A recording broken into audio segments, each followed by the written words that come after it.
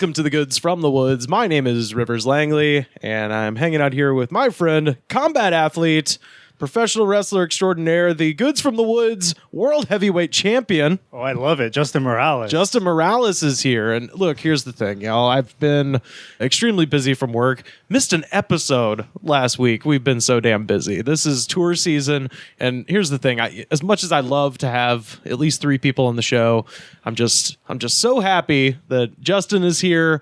And, we're going to knock this thing out. Just the two of us. Couldn't possibly be perhaps a co-host emeritus waiting in the way. Hold on. Is that... Oh, my God. It's... Pat Reilly. Yeah. Hell yeah. By God, that's Pat's music. By God, there's a snowy wind blowing from the north. It's coming on the California Zephyr from... I don't know why he's Colonel Sanders now. JR. I'll say, it's a slobber knocker. Your Honor, he's bleeding like a government mule. Pat Reilly is here. Yeah, man.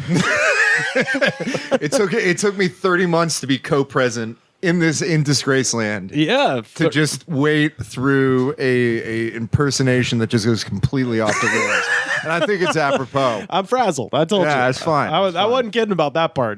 Boy, this is a crazy season for tourism. So I've been driving around Australians left and right this past few days. So well, they're on winter break, so exactly. Yeah. Now they're here. They're back. International travel has opened up, which has opened up the floodgates to welcome back from his winter residence in British Columbia. Yeah, and my summer one too. And the summer and the fall and spring as well. Yeah. Dr. Pat. I'm here from Canada. Everyone back in the city of angels. Yeah. What have the people missed in your life in the past few 30 months, as you say? I've been on the show, but in various guises. That's true. Oh yeah, Stone Cold was here. I forgot. Yeah, episode 316. I heard Stone Cold called in. That was pretty cool. Hell yeah. Yeah, he moved to Highland Park. I heard.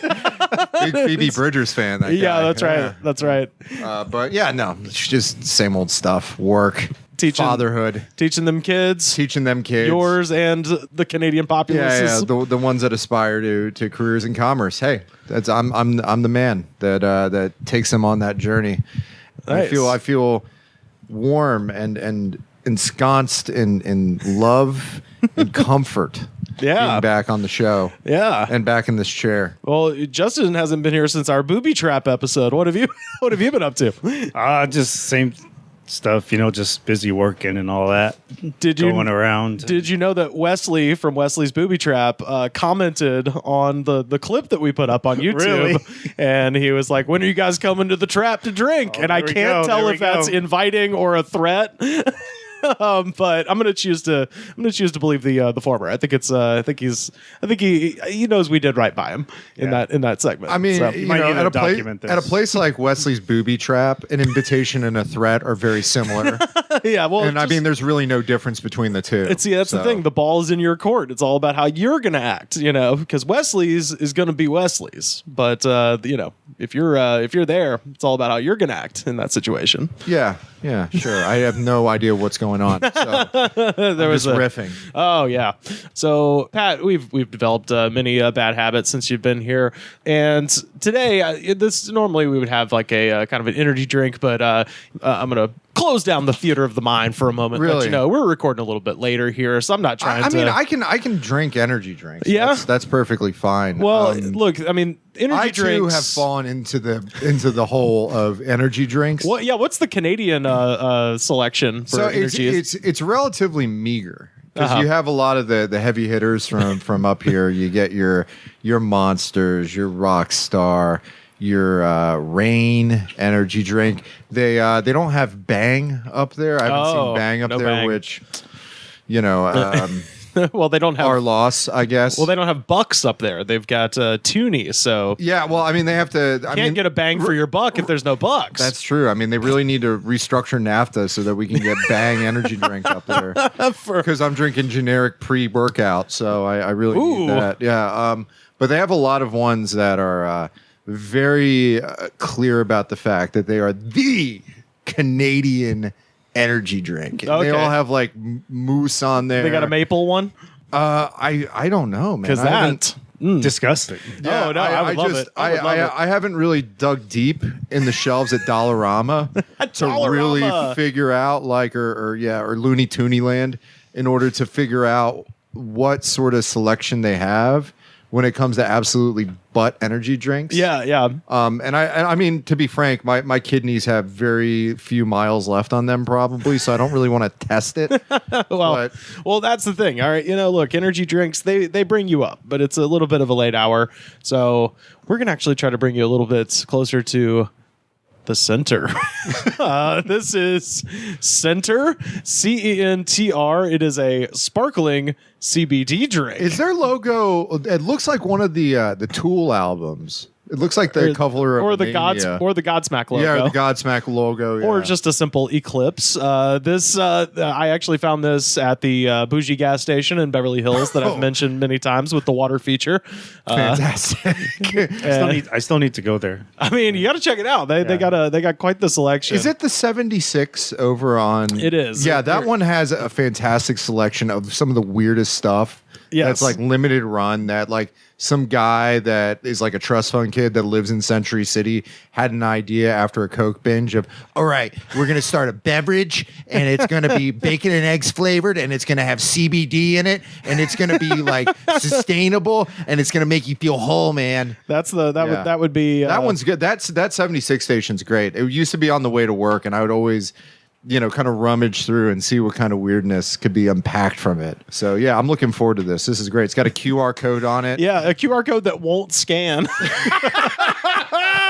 Oh, that's hilarious. Maybe the website's been deactivated because somebody hasn't been paying Bluehost, man. Yeah, because normally with the damn QR code, you can scan one of those in a bar with no lights in it, but that fucker is not scanning, and it says scan for CDA. Which I don't know what that is. I do not even know. I mean, and you're an economics professor. So. I'm not an economics professor. Well, you're economics adjacent, right? Yeah, sure. Yeah, sure. Yeah, close enough. Close enough for our economists purposes. would be very angry to hear that. Oh, tell them to go fucking get caught in a tree. Yeah. So this says like a scared raccoon. Get up there, you economists. Center is the refreshing 40-calorie sparkling CBD drink that gives you the moments to find clarity in your everyday. Find your center. Yeah, this is Pat's Welcome Back to America. We've got a CBD energy drink for the people. My question is whether or not this would make it on the shelves. Like, would this pass like testing and quality control? Of course not. No, of course not. That's why it's as we've discovered, the greater Los Angeles area seems to be, and I would probably imagine Silicon Valley probably has even more crazy shit just via the nature of what they do. Well, Silicon Valley is just drinks. Probably gland extracts from like teenagers or something. Yeah, like exactly. That. Ingredients: carbonated water, cane sugar, natural citrus flavor, carbendazole, CBD isolate, lemon juice concentrate. So, all right, very very few things, and it's from Yakima. Yakima, Washington. Yeah, the meth capital of the Pacific Northwest. Okay. That was a good one. Yes, sir. Nice hiss. Oh, there it is. Listen to that. Flow, daddy, flow. Wow, it looks like Fresca. Cheers. Let's blast off to the stratosphere. That's Throvia. Oh my god, it tastes like mouthwash. Oh, yeah. It tastes like goddamn mouthwash. Oh Christ on a cracker. That's fucking horrifying. Describe what's going on in your mouth right now. What it has a flavor of is you ever get the Country Time lemonade? Right? Yeah. You get the plastic thing of Country Time, and you get that stuff that's just like dried on the bottom of it. And you're just like, I can't waste the Country Time lemonade at the bottom. The spackle. So you fill it up to a relatively high degree with water, and you shake that thing up, and you drink it because you just want to get a smack of the Country Time lemonade. but you know that if you just put a little bit of water in, you can't get it off the petrified stuff off the bottom. Kind of those vibes with the flavor. I can explain it much more simply. When you brush your teeth and then you spit out, if you spit it out into a cup, put it on ice, and then drank it again several hours later. There's like a mintiness. There's a mint to it. Yeah. On the second sip, I got not the mint. pleasant at all, but it's like it's too damn minty. There's not enough sugar to balance it out, so you've got you just got a rough situation here. I have to finish it because I'm bound by honor. Well, it's interesting because the mint is not one of the ingredients, so I don't know if that's the CBD isolate. It's mint flavored. It's mint flavored skunk, baby. Yeah. That sucks, man. That really sucks. I was trying to think of something that wouldn't be keeping us up all hours of the day, but now this isn't bad, actually. What?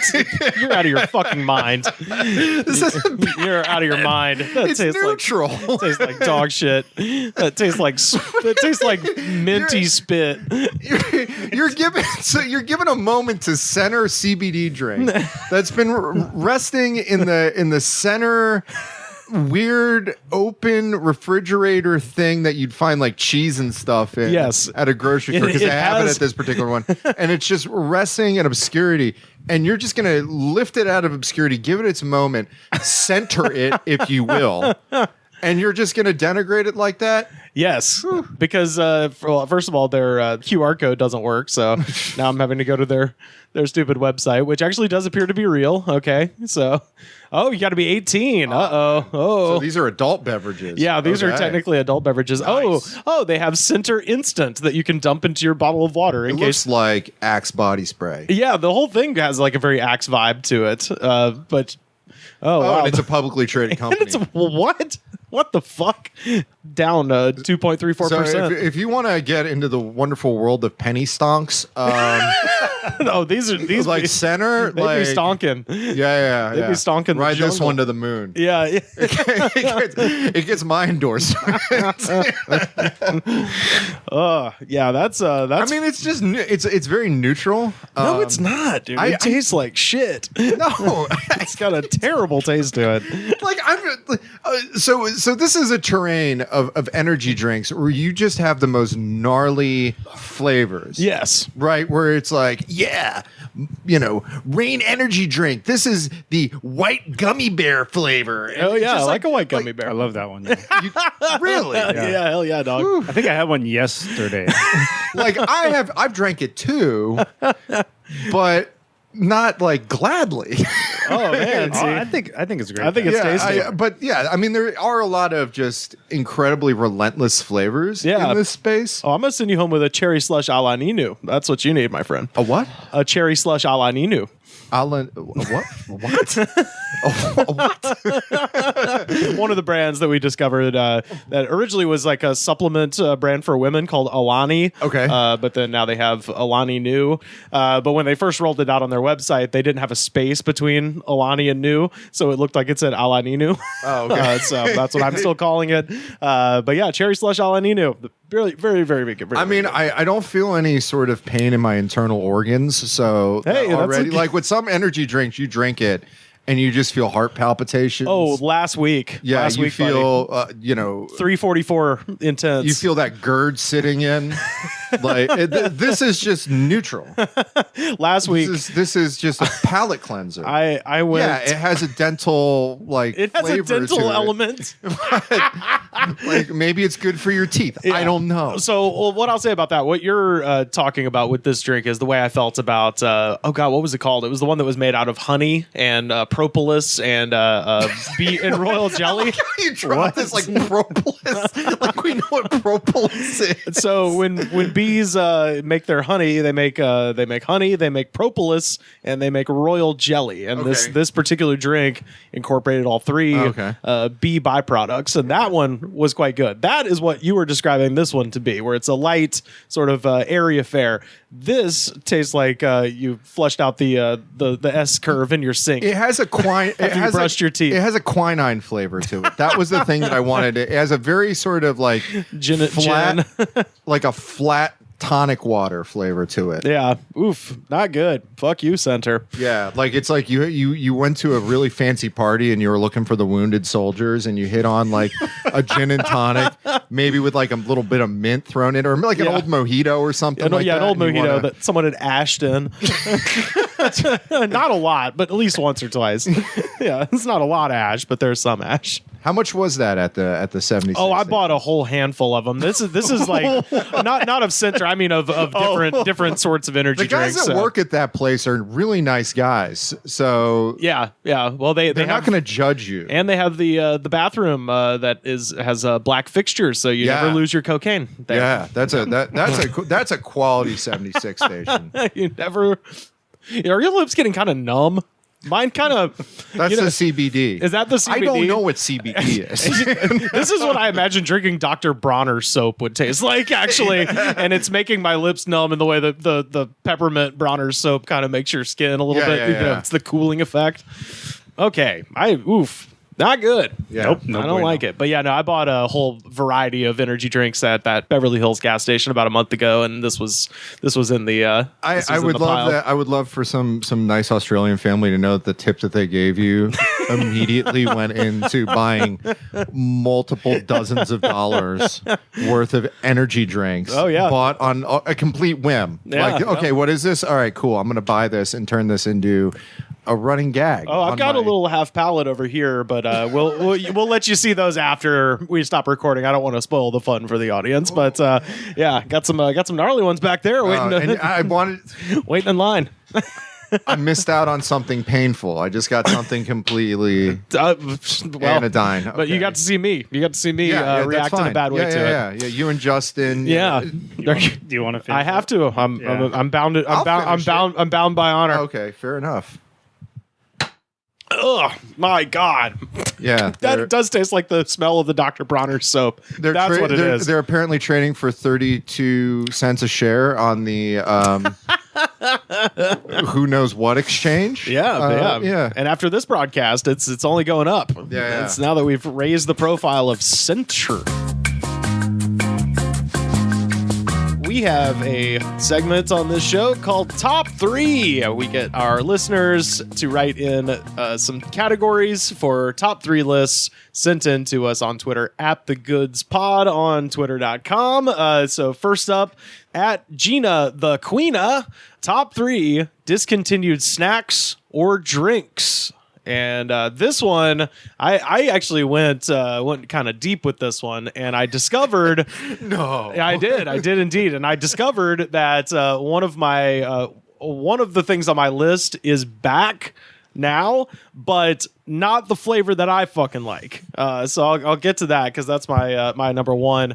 My number 3 is Coke with lime, which is also a thing that is only kind of gone now. With the advent of the Coke Freestyle machine that you can get at the movie theater, you can now get a Coke with lime, but you can't just walk into a gas station and get a Coke with lime anymore. And that's a damn shame. Yeah. Do you remember that? Do they still make Bud Light lime? Oh, of course. Yeah, Bud Light lime is still thriving. BLL. That stuff is great. Yeah, the BLs. BL squared. But I mean it's not the same. Like you're going into there and getting the 20 ounce of little Coke with lime. Yeah, Coke with lime or Diet Coke with lemon briefly lived right around the time of 9/11. Yeah, that's kind of what I associate with that time period was Diet Coke with lemon and 9/11. But maybe that's why they discontinued it. It seemed it's a half rhyme. It seemed disrespectful. Yeah. In this time, we had to do a lot of reevaluation of what we found important as Americans, and Diet Coke with lemon was not one of them. Was not one of those things. But I wanted to talk about my number 2, and this is a thing that I was just kind of, I gotta say, I liked it. I would like to have it again.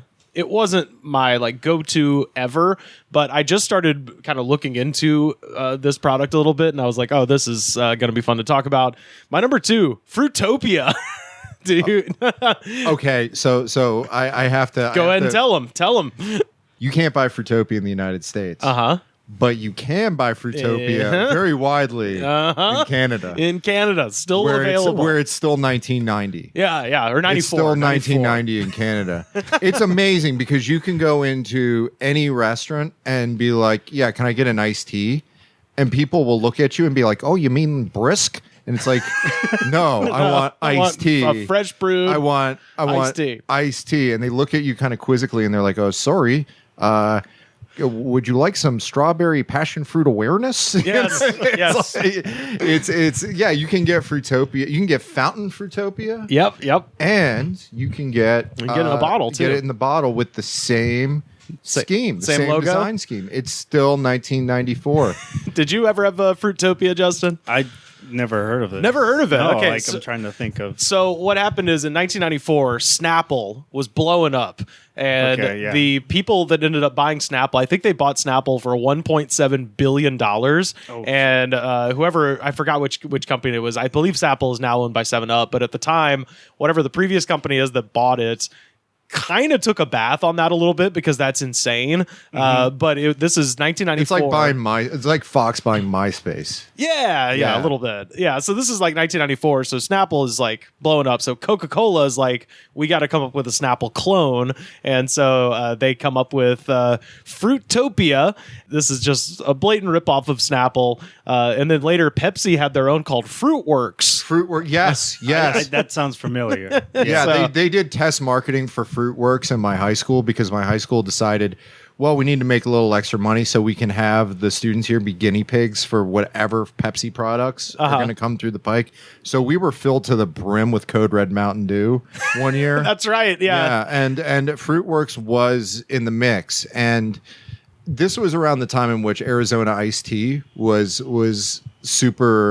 super poppin'. Right. When people still thought it was like healthy. That first wave, and that's Yeah. that's what the insinuation was with Snapple. That's what the insinuation was with Fruitopia, was that it was this health product. And it had this vague sort of 1960s. Oh, it wasn't vague. I'm gonna get into the 1960s where you of would it. have a tie-dye scheme with like an opening blossoming Kaleidoscope of fruits. that turns into a sunflower. Yes. And they're like Fruitopia. and So the drink this. The slogan was Fruitopia for the mind, body, and planet. Yeah. And again, this is Coca-Cola, one of the historically worst companies for the planet. There was an agro version of Fruitopia called Josta. Do you remember Josta? Oh yes. I do fucking remember Josta. Yeah, that was like it was like the thing where it's like, we can be like Fruitopia, and that's in vogue, but Surge is in vogue.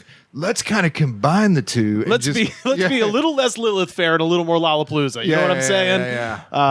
So it's like a very Jane's Addiction type drink.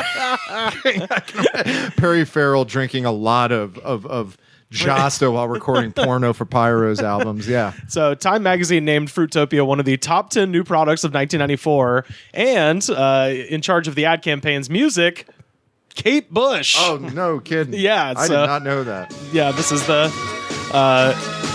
name of the song is Fighting Fruit, but in the lyrics she's just saying, hey, it's fruit, which you go, Kate Bush, get your paycheck for doing nothing. You can hear her. It's just, hey, it's fruit.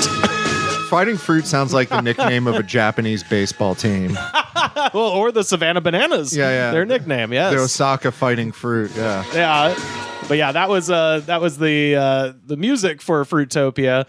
Here's another piece of their ad copy that I found that I just thought was hilarious.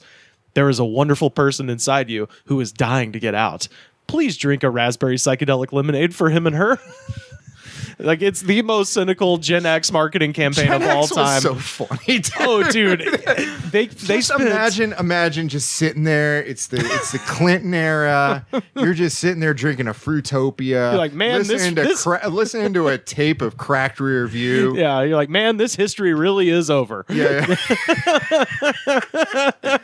The initial budget of the ad campaign for Fruitopia, $30 million. Sure, yeah. They literally turned entire New York subway cars into tie-dye. Yeah. And they also had 6 tie-dye Fruitopia buses that toured the country to hand out Fruitopia, and each bus had 6 performers on the bus, and I was desperately digging for details as to who was on this, because it does seem like they're trying to do like a one of them is the world. Lollapalooza. Yeah, one of them is the world like Devil Sticks champion. Buddy, you're One of them is like in a It's PG rated version of Jim Rose Circus. Yeah. So the one performer that I could confirm was on one of the Fruitopia buses was the International Harmonica Organization's World Harmonica Champion, Jim McLaughlin. Yeah, because harmonicas were popping then because of Blues Traveler. Yeah, Blues Traveler, 94. Yeah. This is the year that record 4 hit. That guy probably had to have the longest fishing vest of all time. Just like a fishing vest duster to put all of his harmonicas in. Every esoteric tuning that you could possibly find. I just wanted to read this is the complete list of Fruitopia flavors because I did not remember them being this funny. Strawberry Passion Awareness, which is, according to, at least as of the article I read from 2016, is still apparently available in some McDonald's in the United States in the fountain. So that's the one Fruitopia flavor. Kiwi Berry Raucous, Born Raspberry, Peaceable Peach, Lemon Berry Intuition, Curious Mango, Citrus Consciousness. That's still in heavy row up. Is that the one? I knew there was one other one. Citrus Consciousness and Strawberry Passion Awareness are Citrus Consciousness, Banana Vanilla Inclination. That sounds foul. I know. It does. I'd rather drink that than Center. I'd rather have a taste test of that, honestly. The Grape Beyond, Beachside Blast Fruit, Blueberry Watermelon Wisdom, Orange Undercurrent, Tangerine Wavelength, Pink Lemon Euphoria, Raspberry Psychic Lemonade, and Fruit Integration. So got that going on. And speaking of integration, 17% juice. So there's not really that much fruit integrated into this product. There was a shitload of vitamin C for some reason and 46 grams of sugar. So I just love the conceit of people at Pepsi and at Coca-Cola at that time because they were just swinging for the fences with ridiculousness. Yeah. Because around that time, that's when Crystal Pepsi came out. This is the year after. And they spent like so many tens of millions of dollars pumping that one up. And at the same time, Coca-Cola had created what they basically dubbed a kamikaze brand. Called Tab Clear. That was so absolutely disgusting that people were supposed to conflate Crystal Pepsi and Tab Clear and think that it's just like, oh, Crystal Pepsi? That's disgusting. You know? They apparently had one that was called OK. It was like OK soda. And it was like, this soda's just okay. And it was basically they tried to make suicide a real thing, like where you get like a Coke and a Mountain Dew and all the shit like you do at the CC's. They tried to bottle that and it apparently didn't work. But yeah, this ended in 2003. My biggest like recollection of Fruitopia was going my last year I ever went to a Boy Scout camp the year before because I think it had been just dwindled down to places like city pools, Boy Scout camps. Like there was only so many places where they still had this item in stock. Rest stop vending machines. Yes. Exactly. That was a prime Fruitopia holdout space. Yep. Yeah. But my number one, and like I said, this one is back, but not the flavor I like. Goddamn Cream Savers. Yeah, that was my number 2. Was that your number 2? Yeah. Dude, Cream Savers were Ruthless Aggression era classic, especially if you were a jittery fat child and you were in high school. You could go through a bag of those in 2 periods, man. Oh, yeah. Those were great. Were you on the Cream Savers kick there, Justin? Or I don't know what that is. Oh my god. They were the supreme form of old people candy. Yes, yeah. Like if you wanted to make Werther's Originals cool that was Cream Savers, and sensual. Yeah, like they were lifesavers, fruit flavors, but then with like they were kind of swirled with a cream flavor. So like the orange and cream one was sort of tasted like a dreamsicle. They had peach ones. They had peach ones. They had strawberry ones. I see it now. I kind of remember these. I don't think I ever never had fuck with. Well, dude. Well, here's the thing. Cream. I would be like the guy with the 3 balls in his mouth from the cover of Exile on Main Street, but just my mouth filled with Cream Savers. I would look like a hamster getting ready for winter. Yeah.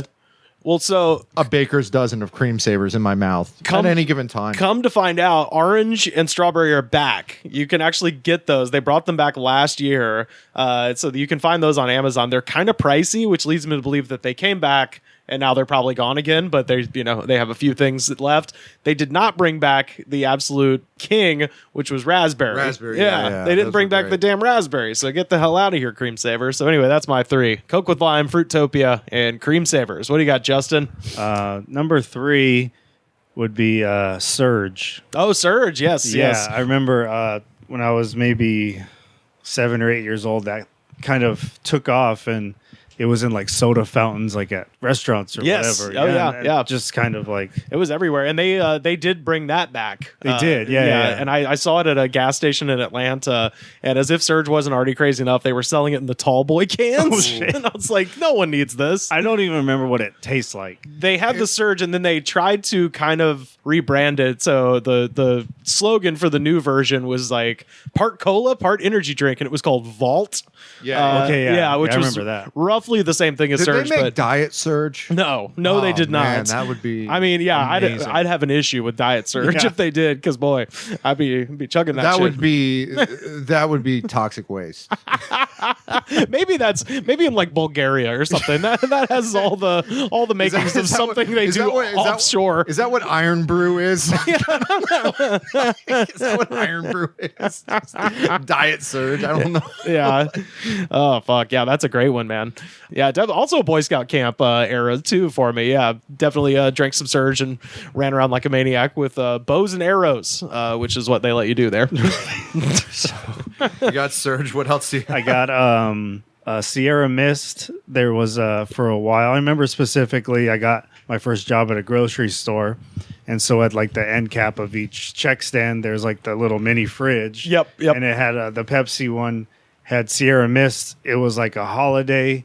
The cranberry one. Cranberry. Yeah. So I feel like that still comes back. They definitely do the Pepsi or the 7-Up version of that. Isn't that DNL? Do you remember that garbage? The German package delivery service? It's 7-Up upside down. So is that like the make 7-Up yours thing? Yeah. Okay, DHL. That's twisted 7-Up. Twisted 7-Up. What's your big one? My big one. Just another thing that takes me back to elementary school. Dunkaroos. Dunkaroos is still around. Are they? Yes, they are. Well, I don't even look for them. I fucking had Dunkaroos on my flight back to Alabama because I always fly Spirit Air. Spirit Air has no Pat, hear me out. I have my reasons.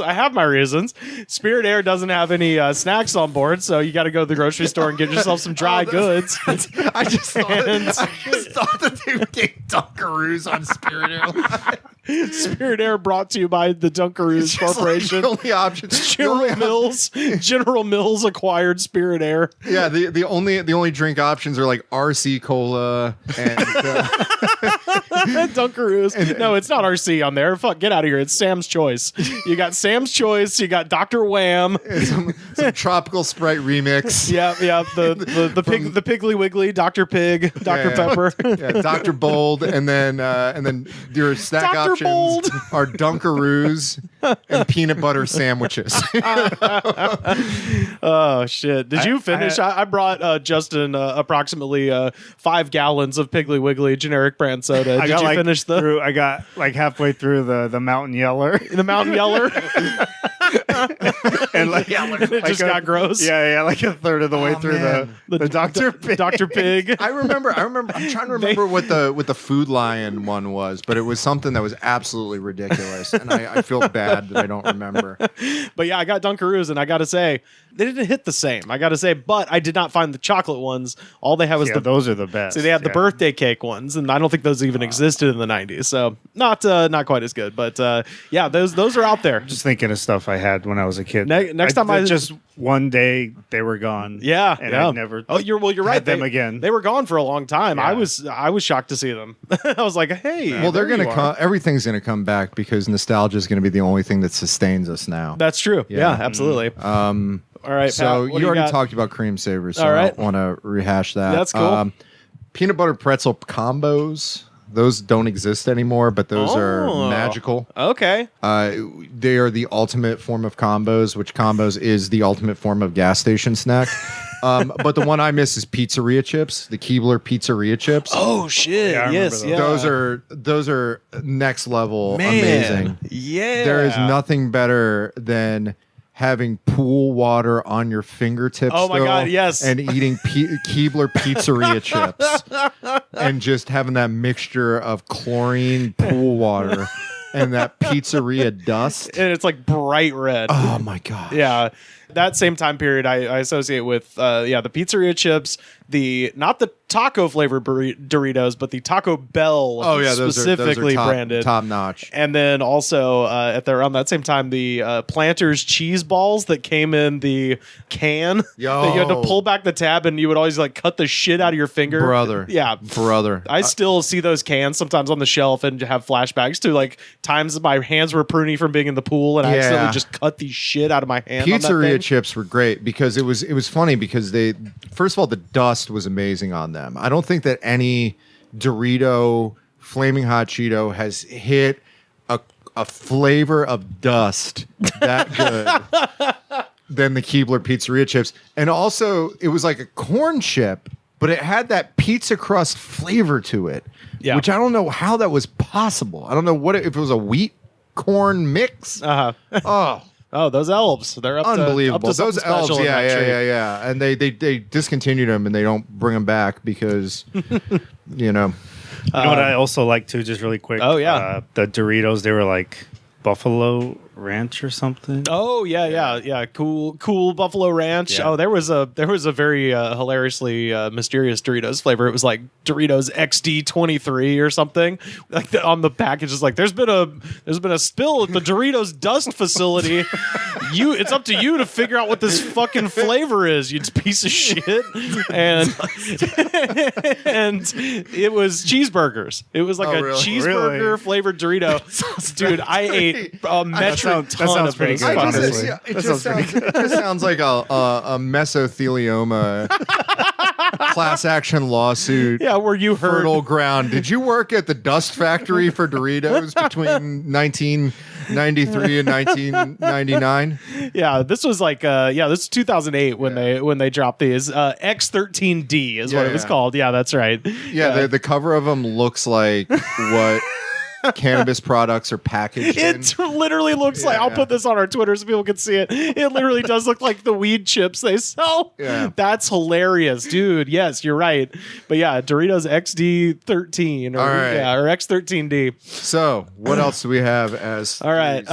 Shout out to at Gina the Queena. Thank you for that one. Up next, the_Ben_Adams. That's right. Mr. Ben Adams listening in Austin, Texas, wants to hear top 3 gas station / tourist trap souvenirs. I would throw in there if you go into a gas station, any DVDs or mixtapes that you can buy. Mixtapes. Yeah, Fuck those are fantastic. There you go. Yeah. My favorite thing that I've ever bought of that type at a gas station was at a Chevron station in Decatur, Georgia. I bought a DVD copy of Body, which is the Turkish version of E.T. Oh, yes. Yeah. Great watch. My friend Michael actually, I believe, purchased James Brown's Future Shock at a gas station. Gas station cologne is great. So, like, if you want to get a quick present for somebody really quickly, because it's like some people might find it useful. Like maybe they want to like smell good in quotes, or they like smoke a lot of weed and they need to mask yes, it. That's 100% what that's for. Yes. But, or like it's a gag because they usually smell rotten. The one that I always remember is Cuba. It's in a cigar tube. Fantastic. Yeah. And then you unscrew it and then it has the little atomizer tip on there. I remember this guy, Chris, before going to a teen night in my car, sprayed. This was 1956. Yeah, I know. We're going to the sock hop over at the Storm Club. Yeah. We were like 17, 18 years old before we could actually get into bars. We just seen Blackboard Jungle and we were crazy. Yeah. he sprayed a little to be seductive smelling. Sprayed a little Cuba that he bought at the racetrack station, and I couldn't get the smell out of my car for a month. Yeah, maybe. Man, I love it. And then I think the third one that I would mention is anything from south of the border. Yes, yeah, that's on my list. Yes.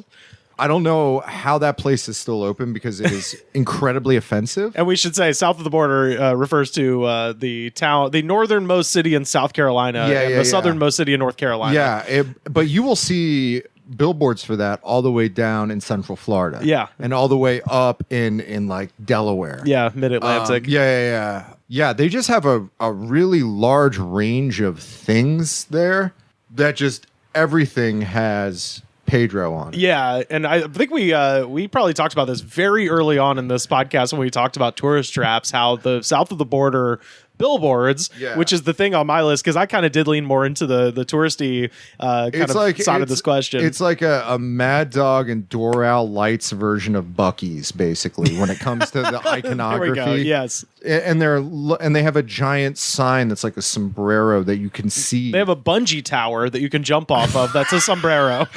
Yeah, I forgot it was a bungee. It's a bungee tower, dude. Yeah, you jump off the sombrero at the south of the border. It's so memorable because it's so just it just blows your mind. Yeah, Well, they have signs that say just random shit like "Shalom" south of the border, and one that just says "Africa Shop" south of the border, and it's got an elephant on there, and you're like, "What the fuck is this place?" Yeah, because their marketing strategy is essentially to make you that their billboards are so curious and random. Yeah, that so as to be you're like, well, I have to stop there. It's very conceptual, very Dadaist. Yeah. The Africa Shop, I completely forgot about. They have one that says, "You never sausage a place." Yeah. And these are like in areas where the only billboards are for things like that. JR's Tobacco Superstore. Alexander Shannara, attorney at law. The various like adult bookstores and Cafe Risqués and stuff like that. Yes. So you have this sort of amalgamate because nobody's really advertising big brands on stretches of I-95 and like, outside Darien, Georgia or something like that. Yeah. And just south of the border, it's just all over that. Yep. Yeah, you just can't help to be like, what is this? Yeah, that's this madhouse. And then you go in there and it's just it's all tchotchkes. All tchotchkes. It's 150 acres of tchotchkes. And they just incredible range. If you want throw pillows, if you want anything with south of the border stuff on it, you got it. Yes, if you want an offensive cartoon of a Hispanic man with a sombrero, then hey, they've got you covered. Lots of T-shirts with that exact thing on there. But yeah, no, I put down the postcards because I was so kind of bowled over by the billboards. Mm-hmm. They had a whole book of just postcards, and I've got them somewhere. If I can find them, I'll throw them up on Twitter. But yeah, I bought just a giant book of the south of the border postcards with all of the stupid billboards. My number 2, this one is more just kind of generalized as just a very strange moment of my trip to Ireland where I'm just driving along. We're in the middle of the country and I start seeing signs for Barack Obama Plaza and in a town literally in like pretty much the smack dab middle of that island is called Moneygall, and they are the ancestral homeland of Falmouth Kearney, who is the great grandfather of Barack Obama. From his mom's side, immigrated from that town to New York City back in 1850. And so they built this gigantic American-style truck stop in the middle of Ireland that is called Barack Obama Plaza. They have like statues of him and shit.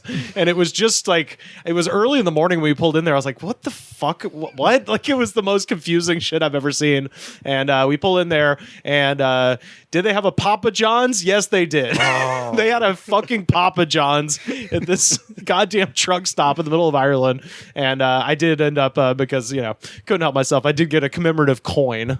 So I've got that somewhere where it says, ancestral homeland of the 44th president. So was it like did they have people in costume being Americans there? Like no, to recreate, like if you go to Helen, Georgia, they try and recreate Germany. Yes. Yeah, exactly. Where they would have like, let's recreate the American truck stop experience. Yeah. So it's just like guys having a knife fight outside. You don't talk about my sister. CJ, I told you twice. I'm telling you again. And then, hit him with a fucking sprays him with a hairspray flamethrower. Yes. No, that's that was just like a surreal tourist trap. I was like, we gotta stop, right? Like just to see it. And then you got it. You must. I mean, You yeah, must. one has to assume they put that there for American travelers, right? just to like confuse them, like what? Like, because you've just been seeing nothing but medieval castles and beautiful rolling hills, and then all of a sudden you're like, wow, they really just put like a fucking truck stop from Arizona just in the middle of in this beautiful place.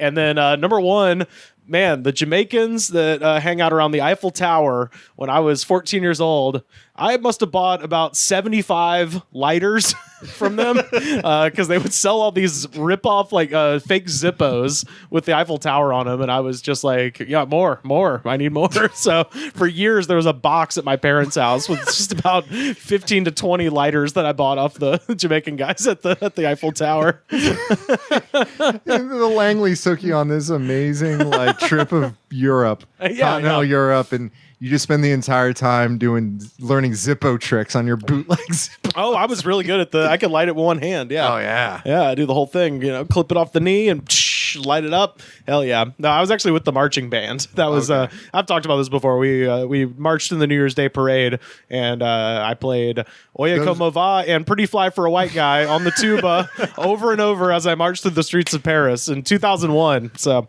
those are my three. What do you got, Justin? One of my favorite things anytime I'm in a gas station or like a truck stop is if they have like their own beef jerky. Yes. Or like their own fudge. Yeah. Hell yeah. Like, specific to that area. Like for example, obviously like the alien beef jerky coming down from Vegas. Yeah, do you ever stop at the one on the way to Phoenix? It's like the best beef jerky in Arizona, and they have like a 90-foot tall sign, and it's out in the desert. There's nothing else out there. I just drove from through Phoenix a couple months I believe ago. the name of the city is Quartzsite, Arizona. Oh, okay, Quartzsite. Yeah, and there's just this fucking massive sign. I don't remember that. We stopped there, and it was just funny because they had hot sauces too, and they had a whole shelf of political hot sauces. So you could get like "fuck Hillary Clinton" the hot sauce, or like "fuck Trump" the hot sauce, and they're like, "You guys are really just this is stupid." I drove to Chicago and back a couple months ago, and then there's just Dan's beef jerky. Yeah. And it's just lemon pepper and What is the weirdest jerkied animal you've eaten? do Do you fuck with like rattlesnake or I don't go anything? too crazy. I probably have had rattlesnake. Okay. But They used to have at Bonnaroo every year, they had a jerky tent that was just fucking every kind of animal under God's green earth turned to jerky and available for purchase at Bonnaroo. And I remember, shout out to my friend Miles, who listens to the show, came back to camp with a menagerie of jerkies. He was like, I got kangaroo, I got fucking rattlesnake. I could just imagine the guy running it just being like evil DJ Lewis. Hey man, You don't want to know how I caught that armadillo. But yeah, so I got to sample the rattlesnake, the kangaroo, and here's the thing: when it's turned into jerky, it all tastes exactly the fucking same. Right, yeah. It's just how chewy is it? Yeah. Then I also have magnets. Magnets, yes. So, I'm a magnet guy. You've seen my fridge. Yeah. Yeah. big So I magnet started guy. doing that too. Is like I've been traveling a lot for my job. So, magnet everywhere I go. But then also I was in Washington, D.C. A few months ago.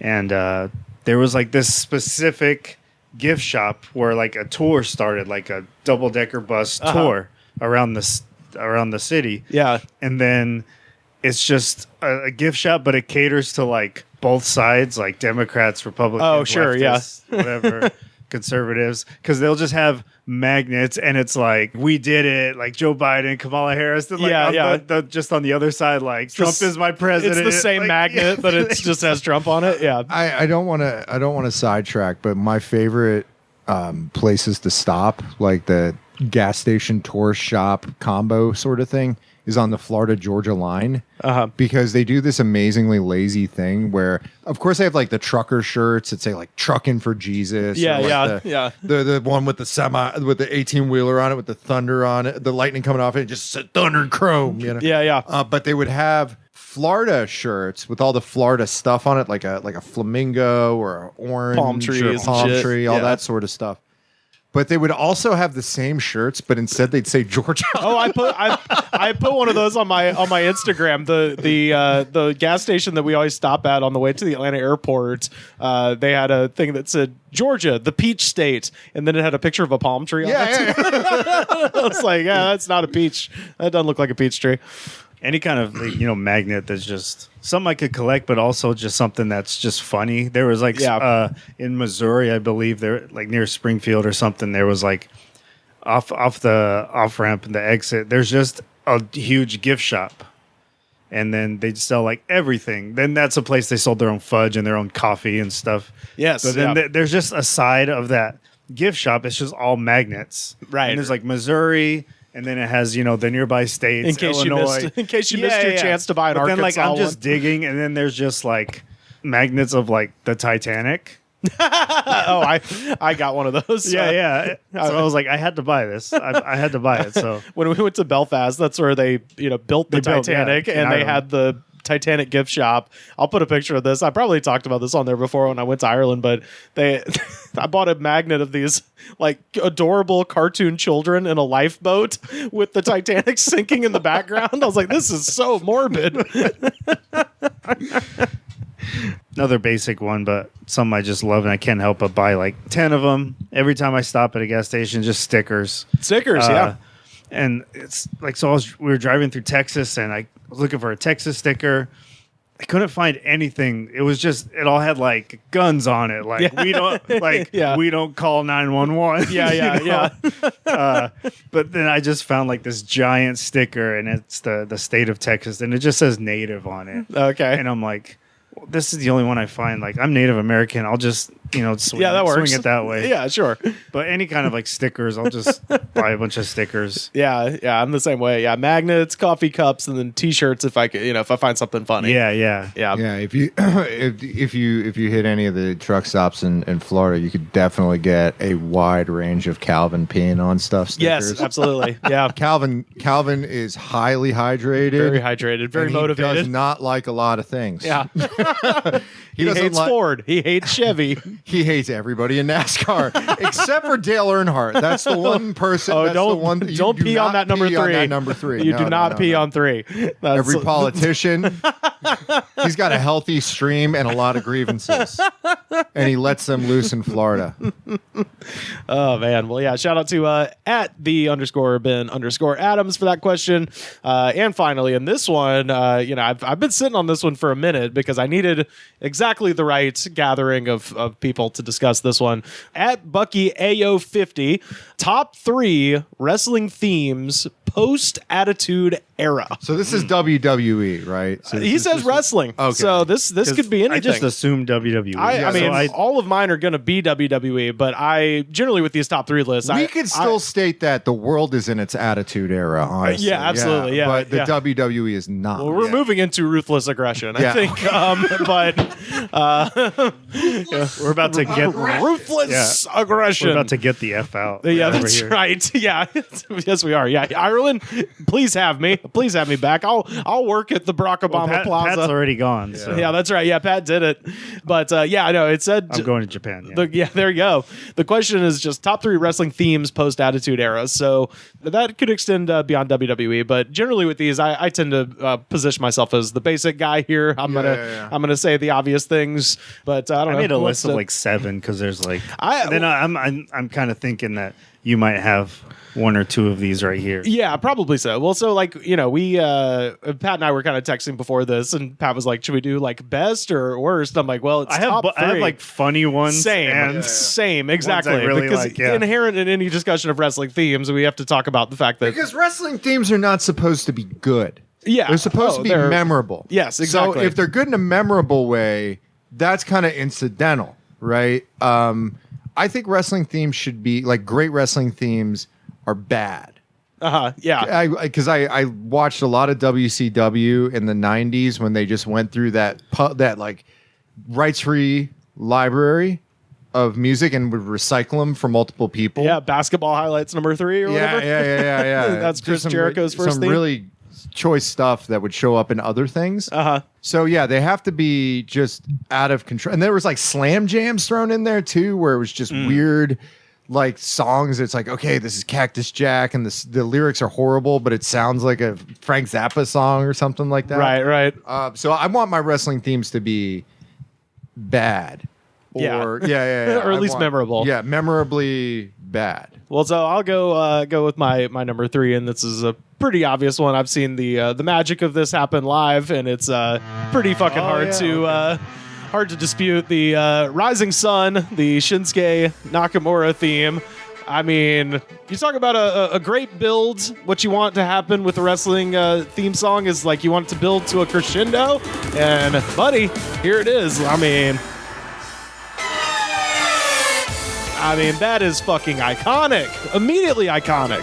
As soon as you hear that shit, dude comes out. He's a fucking maniac. He's really fun to watch. Pat and I got to see this live back in 2016 at the Palladium, and it was fucking incredible. Yeah, that was a good This time. was like Samoa Joe, Finn Balor, Good times, great Nakamura, memories. I was at Asuka. that show too. That was a good show, man. Yeah, a really good show. And then afterwards, we went to Roscoe's Chicken and Waffles. So, can't say no to a show like that. But yeah, anyway, that's my number 3. Fairly basic. Do you guys? Sure, yeah. I'm not going to argue that. Yeah, that's I like that quality. one. There is really so many good themes from like especially a certain time period, like with NXT. Yes, yeah. Well, I think all 3 of mine are very much kind of wrapped up in that. 6 out of 7 of mine are in NXT era. Yeah, well, certainly this one. Again, I seen this happen live.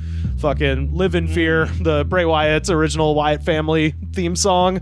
Fucking great. And apparently the story with this was Bray Wyatt was looking through a book of licensable songs. WWE did not create this song, and he just typed in Radiohead because he wanted something that sounded like the guy Radiohead. that did this song was in the Manic Street Preachers. That's right. Yeah. So, but yeah, and I would say the best version of this obviously was basically, and the other thing that sucks about my list is all 3 of the people on it are just thinking like, damn, they could have done so much more with these people, including this one. And I think the high watermark of the Wyatt family had to have been WrestleMania 30, where they brought the band out on stage and they're all wearing like plague doctor masks and shit. Yeah. And playing this. The thing there's old episodes of this show where I was like really getting into NXT, where I was like, the thing I like about the Wyatt family is that they scare children, which is not a thing that the WWE had done for a long time, and that was really the high watermark of this song. That looked like a fight break out of a gas station. Yes, funny. Oh God, I love that. I got to figure out what episode that is. I know there's people listening that are going back in the back catalog. If you can find the episode where Mr. Goodnight says that the fight between Luke Harper and Dean Ambrose looks like a fight broke out at a gas station, please let us know. That is still I can't unhear that. Even now, when I see John Moxley doing his thing, it's still that fight is still going on at that gas station. There's that one, and then of course my number 1, the only WWE song that I have ever actually bought on iTunes, like paid money for, and this of course was my alarm clock for the better part of whatever year this was, 2017, 2018. 16, 17, yeah. I mean, get the fuck out of here. Like, the fact that this dude is he still on the show? Where did he go? I don't know, but man, he was fine, but boy, his entrance was unbelievable. And this song, this was kind of a minor, crossover sort of phenomenon. I know this was happening big Kind on of went, like viral for a little bit. Very much so. Yeah, I got kind of Queen vibes to it. Big arena rock sort of anthem. But yes, this was my alarm clock on my phone for the better part of a year. Just wake up with that opening piano chord, that dong, and then I would wake up, my eyes would open, I'd re-enter the world smiling. Dude, it's so good. Like, I haven't heard this one in a while. When that piano intro, I was like, wait. Yeah. Okay. So wonderful. But yeah, Bobby Roode, Glorious Domination. So that's my top three. And again, all three of those people, Shinsuke, Bray Wyatt, and Bobby Roode, boy, they should have done so much more with all of them. What do you guys got? My number three, I will go. One I thought you were going to definitely say is Kevin Owens. It's just kind of... I mean, it's good. I remember the first time hearing it on his NXT debut on that TakeOver. Yeah. And I remember just being like, that's all I need. This guy just walks out. He's just, you know. Yeah. Not a lot of frills. Some low key odalies in it. We got to talk. There's one song I'm thinking of specifically that has the softest jelly midsection of Weedaloos and odalies that is fantastic. That I definitely want to talk about. But yeah, no, undeniable, man. Fight Owens Fight, great theme song. It's like. It's butt rock. It's butt rock, but it's still tasteful. It's tasteful butt rock. It's not unlike Lesnar's theme song, except Lesnar's theme song still has the late '90s turntable percussion element. I'm sad but grateful that they never had somebody like do a vocal sort of lyrical component of this song. The guy's career ain't over yet, man. It could happen. They need to find somebody. Give it the Kane treatment. Oh yeah, and add in the goddamn vocal and the. Yeah, man, that's a great Definitely one. love that one. Hearing that one live, like I was at WrestleMania in Dallas. The first one. Oh man, that'd be the one. He came out for the ladder match, like the first match of the show, and he was the last one introduced, and that place like went crazy when his music hit. Hell yeah. I mean, they can get one of the guys from Broken Side to come out and just do some Broken Side. Drop some bars on that. That's a WWE move. Yeah. Kids are listening to what are they listening to do on MySpace? Broken Side, pal. What do you mean there's no MySpace? What do you mean I'm not supposed to be in the building? Where am I supposed to listen to the new tracks by Family Force 5? Get Tom in here right now. What's your next one? So number two, pretty successful NXT group, I'd say, the Undisputed Era. Oh yeah. Yeah, there we go. It's got like guitar. Right. It's like there's like a groove to it. Yeah, this is very like early '90s WWE almost. This kind of has the Bret Hart kind of Ultimate Warrior era vibes to it a little bit. Yeah. Oh, and it's got turntables. I forgot. But if you it could be at home in like a late night Cinemax movie. Yeah. Okay, actually I'm wrong. That's guitar. That's not turntables. It's somebody doing the Tom Morello thing with an Allen wrench on a guitar. Okay, that's acceptable. I swear to God, I was like, I forgot there was turntables on this theme. The one thing I did love about this particular song is that Kyle O'Reilly did some really gross air guitar to this. Yeah. Like he sleazy, just top level sleazy air guitar. Some kicks thrown in there. Oh man, yeah. Pat and I got to see them at War Games at the Staples Center. Oh yeah, we saw Ricochet do his big old flip off the cage. It was fucking incredible. Yeah, so I've witnessed the majesty of the song live and in person myself. Mm-hmm. Yeah, this is a good one. What the hell did they have the version with the lyrics on there where it's just like wow. Oh, because there's one with the guy rapping too. Yeah. Oh, good. The guy raps over. Well, like no, somebody transcribing the lyrics. Oh, okay. Oh man, what else you got? My number one. This is the Shield. Oh yes. Hell yeah. So they debuted in like a TLC match, like a 6-man tag TLC match, and there was like still so much mystery about these guys. We didn't know because they never came out to music before. Roman Reigns, Dude, Roman. Yes. Roman. I'm so happy you picked this one because I wanted to talk about the Roman Reigns theme song, which is the same song. But actually, I guess I hear some other stuff happening in the background of this one, so it's not quite the same. They're definitely different. Yeah. It's like re-recorded for Roman Reigns. Oh, okay, yeah.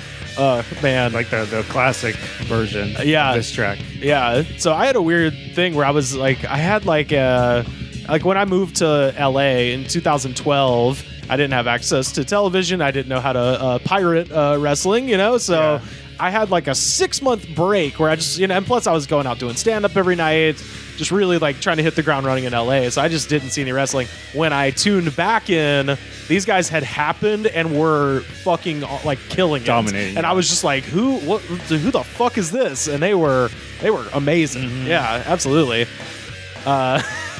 This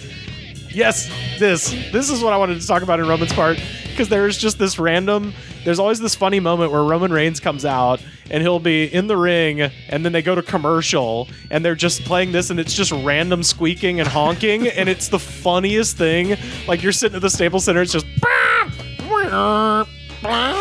like just completely atonal, arrhythmically squeaking on the guitar. So man, yeah, hell yeah, that's a strong top 3 there, man. Right. Absolutely. All right, what do you got, Pat? You went for quality. Yeah, we went for quality. You can go for go for chuckles. I have the chuckle ones too. I got chuckles too. We had an episode about we did. We had a whole bad wrestling themed gauntlet. Yeah. So go back to go check that out. 300 and whatever for that.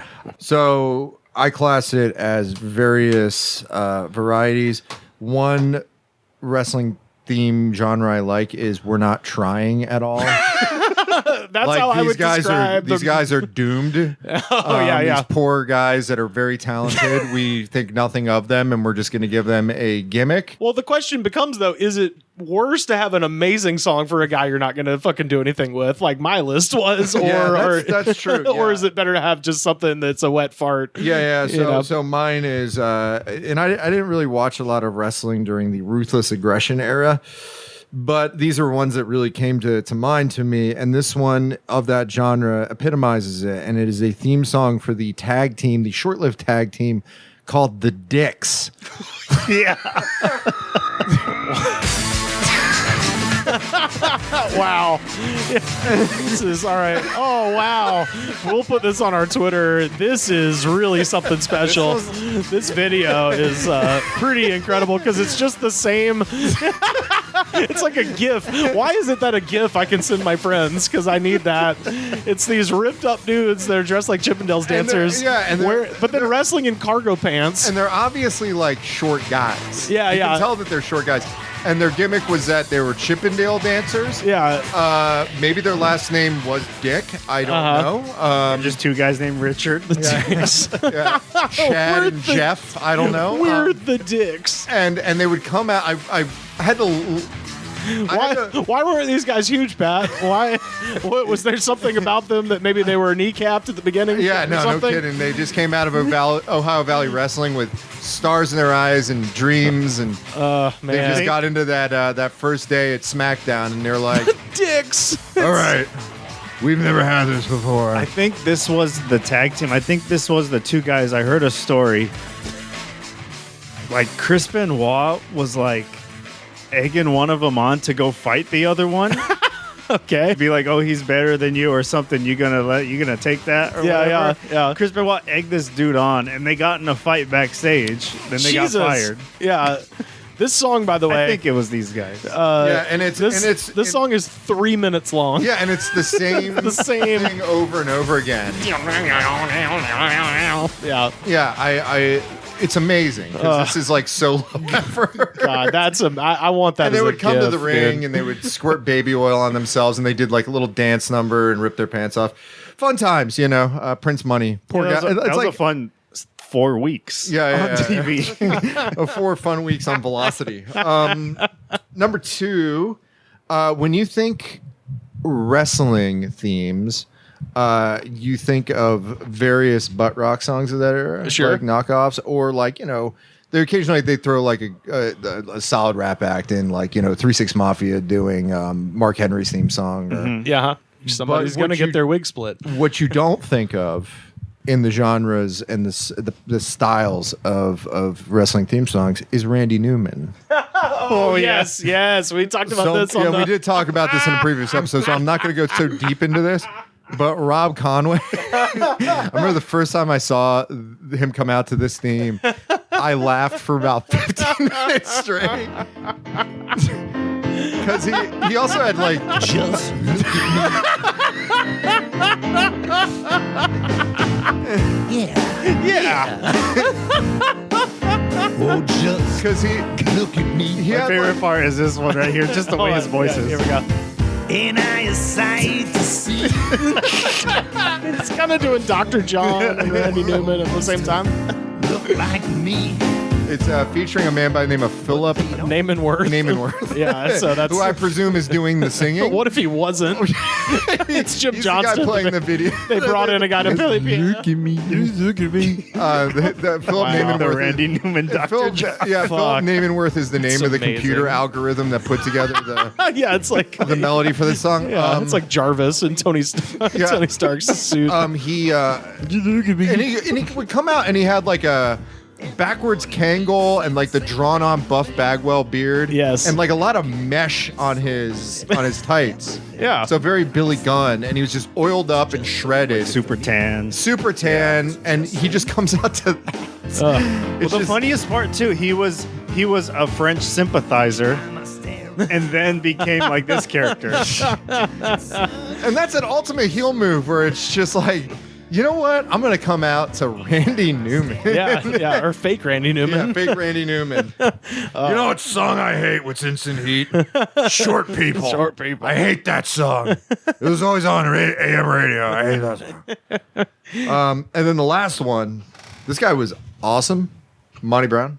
Oh, Yeah, okay. wrestled in- Yes. And he was a former football player and had his career cut short, like promising football player. Had his career cut short, became a pro wrestler, wrestled in like TNA, and was like awesome. And he wrestled as in WWECW, Marcus Corvon. And he was like, this is like a guy that could print money. You look at him, he's just ripped to shreds, big, intense. And then you give him this theme song. You're going down, down, down. Just call me smooth. Watch me do what I do. Laying down a perfect groove. I mean, Gucci shoes. I like this. I would like. back when. I like the song. It's not necessarily But what this I would song for put- Monty Brown. Not for a This- big scary muscle man. This song would be great for anything other than a professional wrestling theme. Oh yeah. For a commercial, This is for a montage in a WB sitcom where somebody's Yeah. getting gussied up. an ad for a combination a mini golf course / ball pit / laser tag arena Anything. in Gulf Shores, Alabama. Anything. Yeah. It's a radio show, a morning drive time radio show. Anything but a professional wrestling theme song. Yeah, I mean, I'd say the same about Somebody Call Your Mama. But that was funny. I mean, it's funny, but Yeah. again, and you're it was like- meant for Ernest the Cat Miller, which Oh, is okay, yeah. So come on, you know. he's like a karate disco kind of guy. Yeah. Yeah, it makes His sense. gimmick was that like he idolized James Brown, Yeah. and he claimed that he knew James Brown. Right. And then one time James Brown actually showed up like unadvertised and just came to the ring with like a parade of people for 20 minutes. Yeah. Yeah. This is They ran a tight ship over there. this wrestling theme makes absolutely zero sense because it could work in any other medium other than professional wrestling theme song. Yeah. So yeah, those are my top three. When you said Monty Brown, I thought you were gonna drop his TNA theme, which was a Disturbed knockoff. Yeah, indeed. Oh, the turntables, man.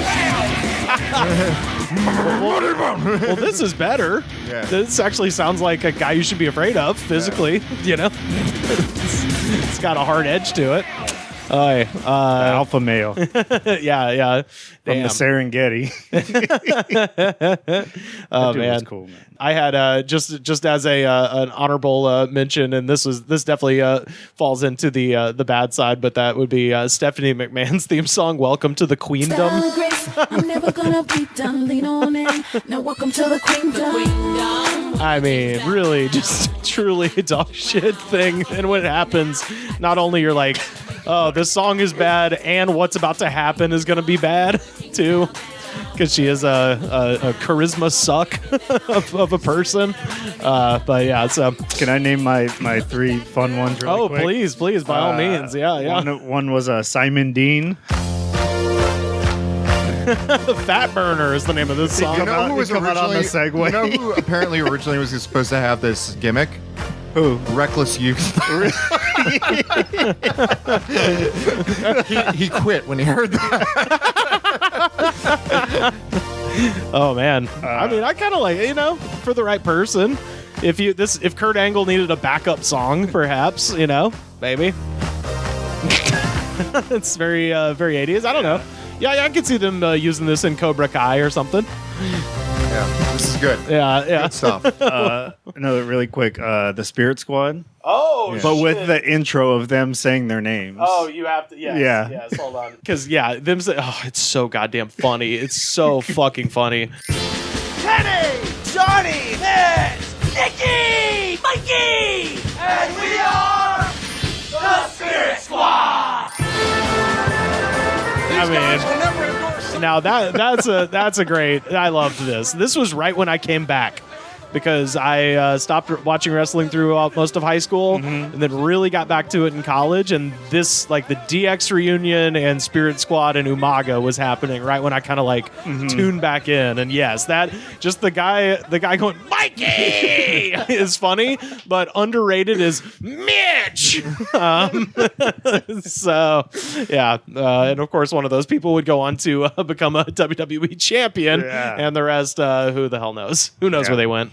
And of course, got to give a shout out to Big Papa Pump. Holler if you hear me. Yeah, there you go. It's good. This is like gym music for me. Oh, is it? Yeah. I was gonna ask, is there any of these that you actually get pumped to?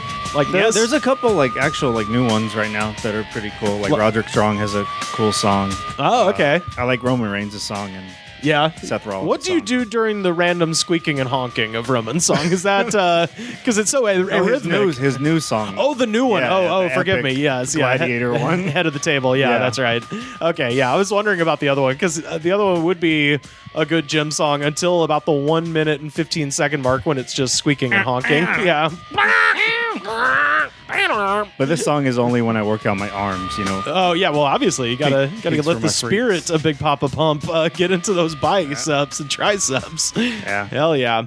Well, fantastic. Thanks again to at Bucky AO50 for writing in, and thanks to everybody for writing in. Keep those top threes coming at the Goods Pod.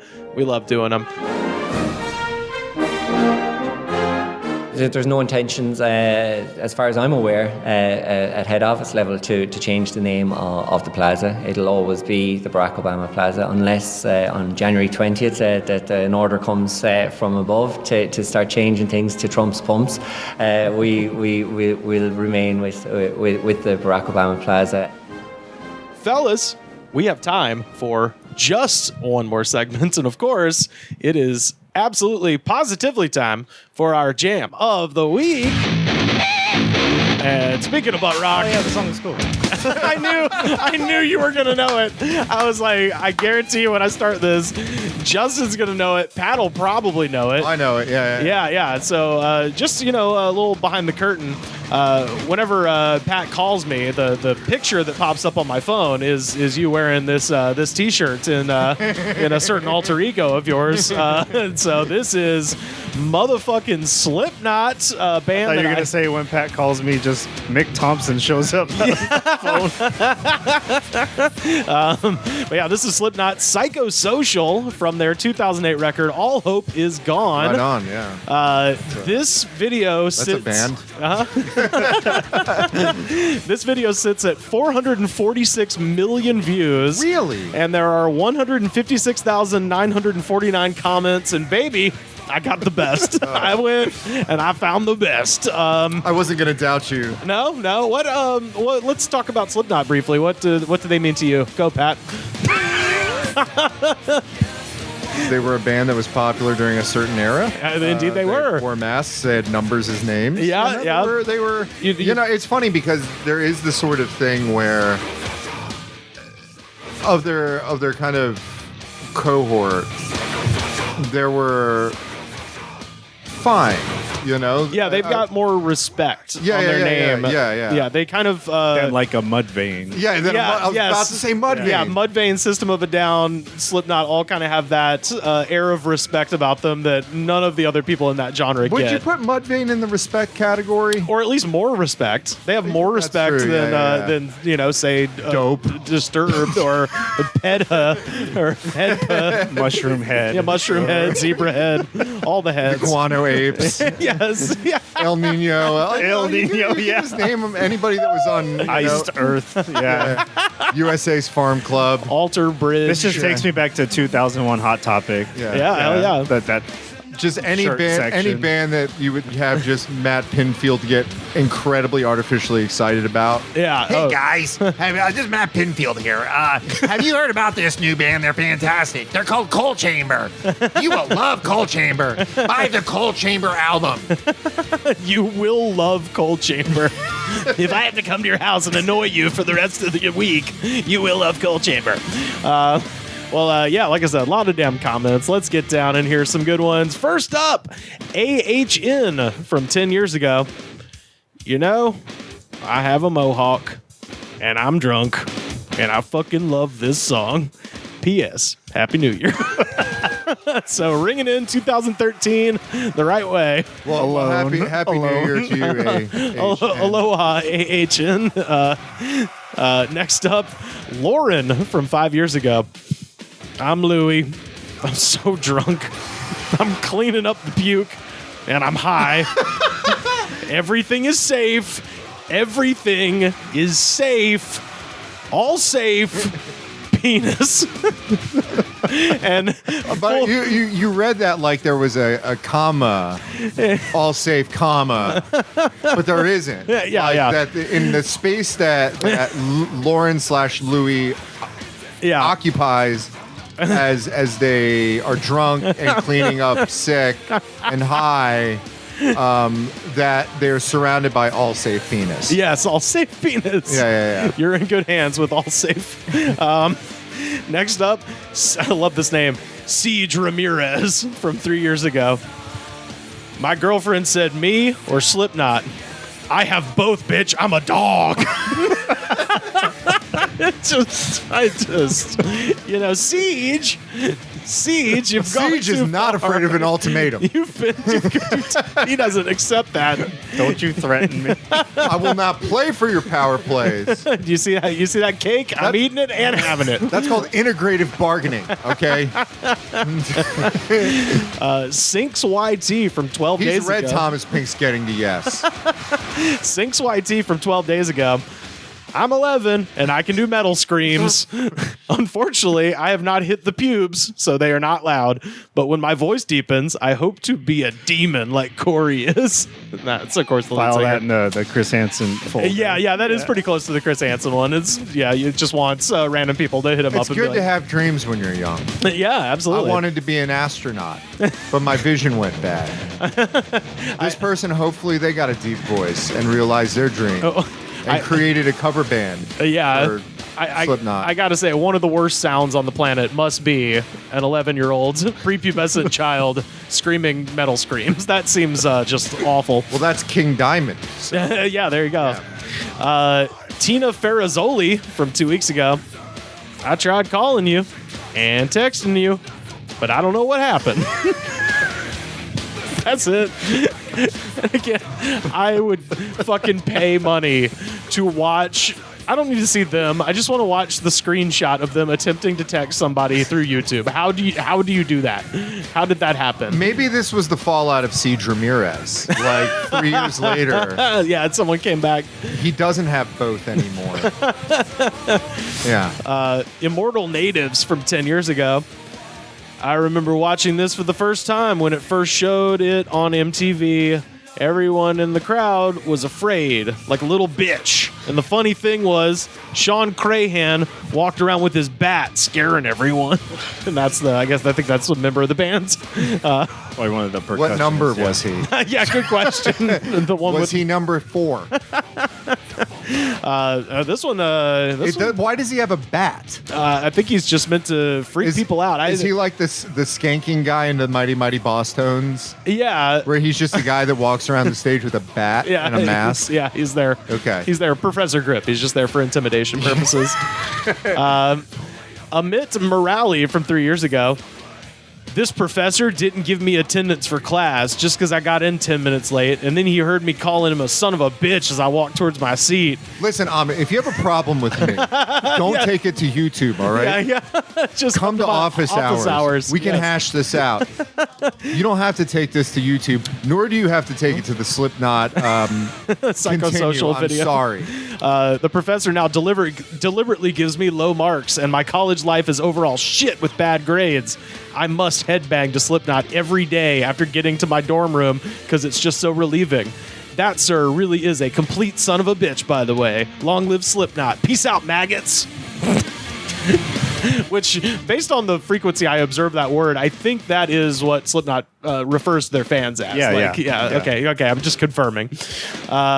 I don't know these things. I'm uninitiated. This one very confusing and scary. Monk Wall from 4 days ago. Hot off the presses. Hey, bitch, give me $15 million. I made my mask. I've been trying to shit to everyone in Slipknot.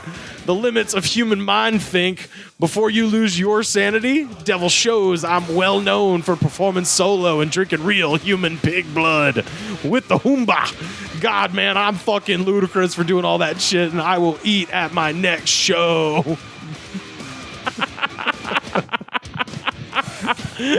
How long ago was that? That was 4 days ago, and he's just loose.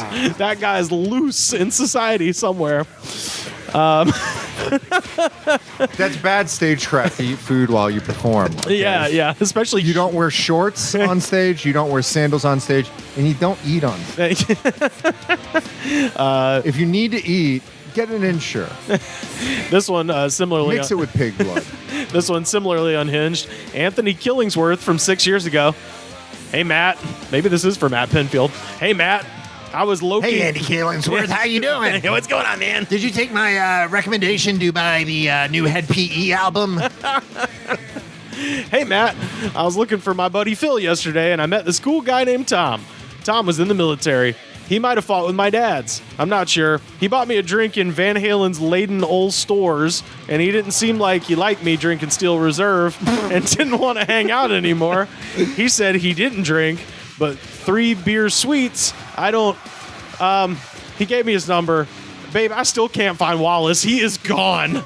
Damn, honey, this sucks. I need a new wingman, babe. Where is Wallace? I will not try to drink to respect, I will try not to drink to respect the veterans. Honey M, I have love. So there we go. Just thought y'all should know. They're in an abandoned store.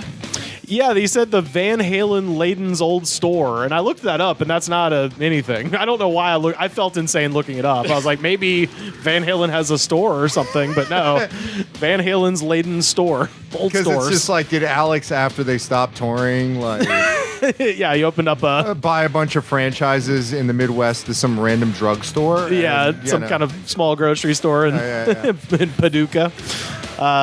Bert Sampson from 6 days ago. When I was in prison, they would play this TV show called Hard Times. I think it was every morning. It would play metal and shit. My last morning in, me and my dudes were out in the day room watching this, and this song came on, and one of my friends got super excited and said the part at the beginning where the song says, "I did my time and I want out," that reminded him of me since I was getting out at midnight that night. I'll always remember that. Hey, Dad, if you're reading this, I miss you, dude. No names, though, if you ever do reply to this. Which, just full disclosure, I had to include that just for the last sentence. So is Bert Sampson an alias, or is it? Oh, no, I think he's saying he wants to speak to his father, and he wants his dad to reply to this comment, but if he does, don't use the real name. Okay. And so the dad might be on the lam somewhere. You know, he's reaching out. Christopher Sewell from 3 years ago. I asked a girl for sex, and she said yes. I give her the money, and what does she do? She gets her mom's hairbrush and starts brushing. I got mad. I told her to stop, and I grabbed the money, and I said, I want sex, not a haircut.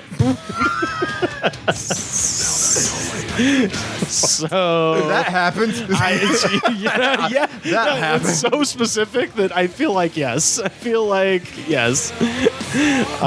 Got a couple more here. Jess is okay from 8 days ago. Hi, SlipKnot. I'm here to inform you that a very amazing young man known as @CursedFetus wants you to notice them.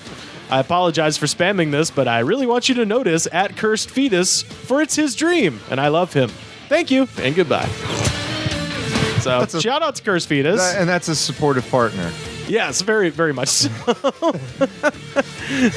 All right, these are the last two. Edward Jones from 4 years ago. I want them to jump and then jump a million other fucking times, LOL. I told them I was going to chase them. If they want to say otherwise, I beg to differ. He thinks just because I made him jump in Lake Pasadena, he was clearing everything from him and myself, that he, for one, barely could do it, and then he didn't even like to do it like I was doing it, and I didn't even do it as many times as me, and he ain't on my level of smartness at all. He was just bait that day. That's why he's Patrick of SpongeBob, LOL. Then I went back a lot more times without him, and I did the same shit that we was doing the same day I slammed him open in the face. Revenge. Feels good as fuck to be so fucking scary to a dumb fuck, LOL. Dumb fuck, LOL. I left you in that noose, LOL. Get on my level. Fuck with Chucky if you want to. Whatever you did or still do, I don't care. We just gotta fucking do it, LOL. And LOL, never mind, LOL. Your best bet is just a leap. I might cut your brakes. I let you go with just one attempt. Depends on how I feel, Cameron. Remember when I asked you for a job doing drywall and cleaning up? LOL. You see, pussy? I told you I was watching you. Nah. I don't got no work. I can't get no work. But I got DB sucking my dick. Why are we trying to look cool and hang it? Y'all are fucking dumb as fuck to me. And I'm fucking laughing my dick and fucking nuts out of my fucking zipper. Now that is poetry. That is abstract poetry because it's like it doesn't make any sense. It has and some yet, of the longest ellipses I've ever seen in Word. I transcribed this to the Google document. I deleted a tremendous amount of laughing emojis. Like there was about 47 laughing emojis in the middle of all of this. This is an incredibly dark version of Alan Jackson's Chattahoochee. It is. Yes, because there's like... that's why I like it, is abstract poetry. It's almost like Benji's chapter of Sound and the Fury. Like, you can sort of figure out what's going on, but it's just flashes of images. Drywall, the lake, a guy named Cameron. There's multiple characters in there. There's Chucky, there's Cameron, and there's DB who's sucking his dick.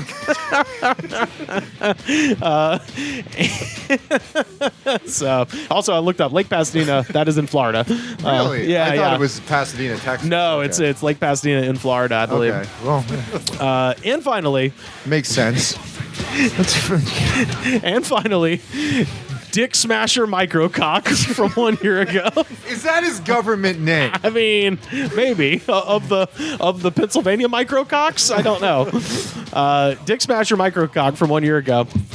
I was really angry, and I listened to this song while I was walking. I picked up a stick that was standing next to the road. I don't know what it was called, but it's there for when the snowplow trucks so they can see where the road ends on the wintertime. Anyway, I picked up that stick, and I tried to break it in half, but that didn't work. So I got even more mad, and I walked to a tree, and I started smashing it into the tree, and I was just screaming. I thought I was safe. Boy, I was wrong. I turned around, and there was a car with its lights on and a dude just staring straight at me, and we locked eye contact.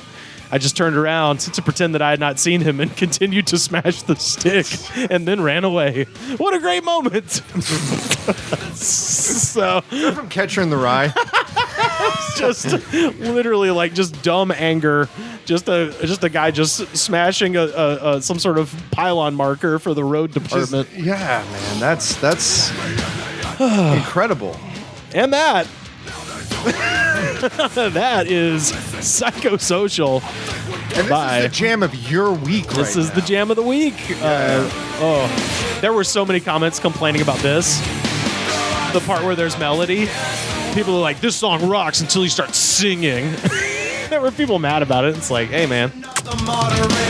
Yeah, that's SlipKnot, Psychosocial, our jam of the week. Justin Morales, please tell people where they can find you online. Twitter and Instagram _WrestleTrash. Hell yeah. He's got a what did they call that? Brand unity all the way across the platforms. Yes. That's That's synergy right there. It's synergy, indeed. Pat, what do you got to tell the people? Nothing. Oh, okay. Don't find me. Don't find him. Don't That's why he's find in me. Canada. That's right. Yeah, he's very specifically gone to another country, so you can't find him. You can't find me. Leave him No. alone. No, in fact, you can't see him. Let this hour and change be the memories that sustain. Let this be all of me that you handle. But if you want to handle more, go back into the past catalog. There we go. Yeah. There's lots of Pat on this damn feed. Go back and listen to it. You can find me on Twitter and Instagram at Rivers Langley. And the best way to support the show is to head to patreon.com/thegoodspod. Join the Tower of Power. And the second best way to support the show is, of course, to head to Apple Podcasts, rate, review, and subscribe. Show that attitude of gratitude, because if you do not have the attitude of gratitude, Daddy, we're going to make Randy Newman sing your theme song. The Goods from the Woods was recorded and edited by me, Rivers Langley. You can find our show on Twitter at The Goods Pod. Our theme song was composed by Jonas, the Space Cowboy. This was a Brain Freeze podcast.